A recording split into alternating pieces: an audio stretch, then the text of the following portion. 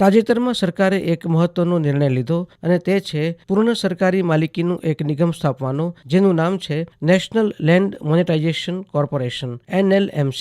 અને આ નિગમનું કામ રહેશે સરકારી માલિકીના સાહસોની બિનઉપયોગી જમીનો અને ઇમારતો ઇક્વિટી દ્વારા વેચી કાઢવાનું. આમ તો મોદી સરકાર 2014માં આવી એથી પહેલા પણ આવી બિનઉપયોગી મિલકતોનું મોનેટાઇઝેશન એટલે કે મુદ્રીકરણ કરવાનો વિચાર વહેતો થયો હતો, પણ ધીમી ગતિ હતી. છેલ્લે વર્ષ 2020-21ના બજેટમાં કેન્દ્રીય નાણામંત્રી નિર્મલા સીતારમણે આ મુદ્દે નક્કર કાર્યવાહી માટે ખાસ ઉપયોગી SPV એટલે કે સ્પેશિયલ પર્પઝ વ્હીકલ રચવાની દરખાસ્ત મૂકી હતી. તેને સ્વીકારી લઈને આ રાષ્ટ્રીય ભૂમિ મુદ્રીકરણ નિગમનું નિર્માણ કરવાની જાહેરાત કરવામાં આવી છે. આ નિગમ રેલવે, BSNL, BPCL સહિતના કેન્દ્ર સરકારના ઉદ્યમો તેમજ એજન્સીઓ પાસે પડેલી જમીનો, નોન કોર સંપત્તિઓને તારવી લેશે અને જરૂરી કાયદાકીય પ્રક્રિયા બાદ ખાનગી કંપનીઓ કે સંસ્થાઓને વેચાતી કે ભાડે પટ્ટે આપશે કે જેથી તેનો યોગ્ય ઉપયોગ થાય અને સરકારને પણ તેની આવક થાય. આ NLMCની સ્થાપના માટે કેન્દ્ર સરકારે 5,000 કરોડ રૂપિયાની પ્રારંભિક અધિકૃત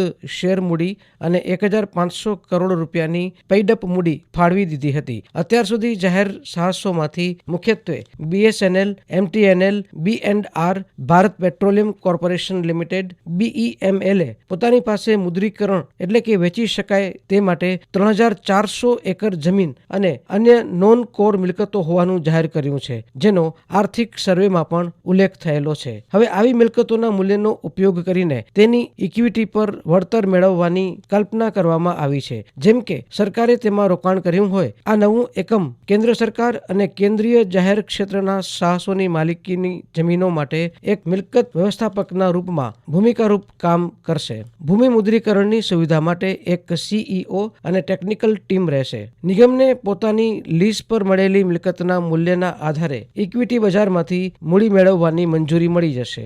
સર્વેમાં ઉલ્લેખ હતો કે વર્ષ 2021થી 24 સુધીમાં કેન્દ્ર સરકારની મુખ્ય સંપત્તિના માધ્યમથી 6 લાખ કરોડ રૂપિયાના કુલ મુદ્રીકરણની ક્ષમતા છે. માર્ગ, રેલવે, વીજળી, તેલ, ગેસ પાઇપલાઇન અને ટેલિકોમ સહિત ટોચના 5 ક્ષેત્રમાં કુલ મૂલ્યના લગભગ 83% હિસ્સો છે. આ સામે પ્રત્યક્ષ વેચાણનો વિકલ્પ પણ રહેશે. જોકે 3,400 એકર તો પ્રાથમિક તારણ છે. હજુ ઘણી મિલકતોનું મૂલ્યાંકન બાકી છે. એથી આંક અબજોમાં આવે તેવી સંભાવના છે. કેન્દ્ર સરકાર ઈચ્છે છે કે આ જમીનોમાં કોઈ નવું રોકાણ આવે અને ઉદ્યમ સ્થપાય તો આર્થિક ઉપાર્જનની સાથોસાથ યુવાનોને રોજગારીની નવી તકો મળે. આવી જમીનો ક્યાંક દબાણ હેઠળ છે તો ક્યાંક અબજોની મિલકતો ખંડેર જેવી નધણિયાતી હાલતમાં પડેલી છે. સરકાર માટે આ એક પડકારરૂપ પ્રશ્ન છે, પરંતુ આર્થિક સુધારાની દિશામાં આ મોટું પગલું સાબિત થશે, જેનાથી વધારાની બિનઉપજાઉ જમીનોનું મૂલ્ય તો ઊભું થશે જ, સાથે સાથે આર્થિક ડિસઇન્વેસ્ટમેન્ટની જટિલ પ્રક્રિયામાં સરળતા થશે. ઉપરાંત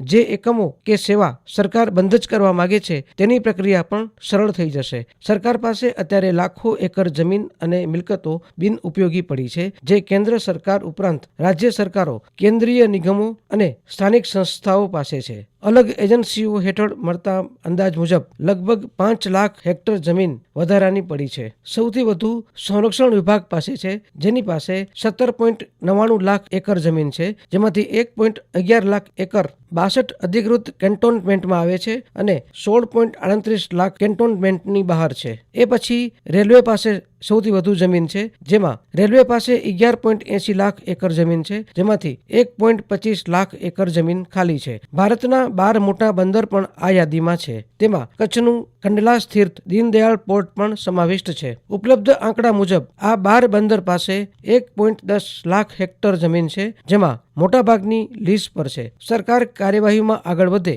તો કચ્છની રેલવે, કંડલા બંદર, સંરક્ષણ મથક સહિતની જમીનો પણ ભૂમિ મુદ્રીકરણની યાદીમાં આવી શકે છે. આમ સરકારી જમીન અને મિલકતોનું મુદ્રીકરણ એ આર્થિક સુધારાની દિશામાં એક મોટું કદમ કહેવાશે.